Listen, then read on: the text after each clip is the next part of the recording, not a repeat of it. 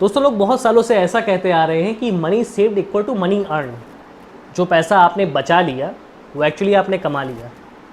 लेकिन आज के ट्रेंड को देखते हुए ये बात सच नहीं होती। आजकल ये कहा जाता है जो पैसा आप बचाते हैं और आपने उसे सही तरह से इन्वेस्ट किया, उस पैसे को पैसे बनाने में यूज़ किया, तो आप उससे बहुत ज़्यादा पैसा कमा सकते हैं। तो करना क्या है? क्या हमें पैसे बचाने पे ध्यान देना चाहिए या फिर पैसे कमाने पे ध्यान देना चाहिए? और जो बचा हुआ पैसा है उसको हमें कैसे यूज़ करना चाहिए और पैसा बनाने में, इस बारे में हम आज इस वीडियो में बात करने वाले हैं। तो जो पैसा बचा लिया, अगर आप नौकरी पेशा हैं, अगर आप कहीं जॉब करते हैं, तो बचे हुए पैसे के आपके पास लिमिटेड ऑप्शन है उसका यूज़ करने के। या तो आप म्यूचुअल फंड्स में उसे इन्वेस्ट कर देंगे, या फिर कोई प्रॉपर्टी में इन्वेस्ट कर देंगे, या फिर बैंक एफडी करा देंगे। इन सारी चीज़ों को आप यूज़ कर सकते हैं और इस बारे में सभी जानते हैं। लेकिन हम बात कर रहे हैं अगर आप कोई बिज़नेस कर रहे हैं तो आपके पास ये तरीके तो खुले ही हैं, ये रास्ते खुले हैं म्यूचुअल फंड्स और इन्वेस्टमेंट के। लेकिन आप और किस तरह से इस पैसे का यूज़ करते हैं और कैसे आपको यूज़ करना चाहिए।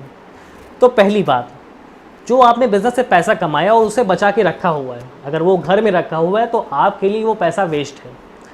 आपको उस पैसे को अपने बिज़नेस में लगाना चाहिए। कैसे लगाना चाहिए? आजकल बिज़नेस के लिए सबसे बड़ी बात है मार्केटिंग।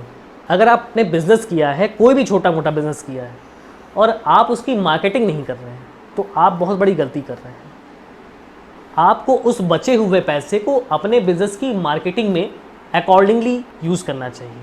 अगर आपका छोटा बिज़नेस है तो आपको उसकी मार्केटिंग अकॉर्डिंग यूज़ करना चाहिए। अगर आपका बड़ा बिज़नेस है तो उस तरह के मार्केटिंग टूल्स यूज़ करने चाहिए।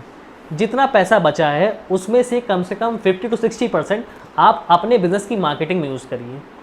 क्योंकि अगर आप बिज़नेस की मार्केटिंग करते हैं तो जो पैसा बचा हुआ है आपके पास, उससे कहीं ज़्यादा पैसा बनाने की उम्मीद करते हैं, उससे कहीं ज़्यादा पैसा बन सकता है आपका।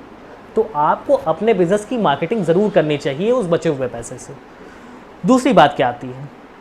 दूसरी बात ये आती है कि आपको उस बचे हुए पैसे से अपनी क्वालिटी डेवलप करनी चाहिए, अपने अंदर वैल्यू डेवलप करनी चाहिए।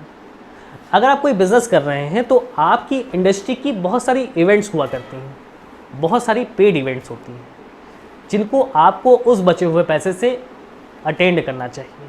अगर आप इस बचे हुए पैसे का यूज़ उन इवेंट्स को अटेंड करने में करते हैं, उन सेमिनार्स को अटेंड करने में करते हैं, तो आपके अंदर एक ग्रोथ होगी, एक पर्सनल ग्रोथ होगी, जो आपको लॉन्ग टर्म में फ़ायदा करेगी, आपको बिज़नेस में लॉन्ग टर्म फ़ायदा करेगी। जो बिज़नेस आपका अभी यहाँ पर है वो यहाँ पर आ सकता है। तो इस बचे हुए पैसे का आपको इन दो तरह से यूज़ करना है। अगर इन दो तरीक़ों से आप इस पैसे का यूज़ करते हैं तो आपको और आपके बिज़नेस को एक लॉन्ग टर्म ग्रोथ मिलेगी, जिससे आप ईज़िली और पैसा कमा सकते हैं। और ये सर्किल हमेशा चलता रहता है। जो स्मार्ट लोग होते हैं, जो एक अच्छे बिजनेसमैन माने जाते हैं, वो हमेशा यही करते हैं। अपने बचे हुए पैसे से कोई मोह नहीं करते, बल्कि उसे इन्वेस्ट करते रहते हैं अपने बिज़नेस में और अपने बिज़नेस को आगे बढ़ाते रहते हैं। अगर मेरी बातें अच्छी लगी हो तो चैनल को सब्सक्राइब करिएगा, वीडियो को लाइक शेयर करिएगा। अभी के लिए गुड बाय।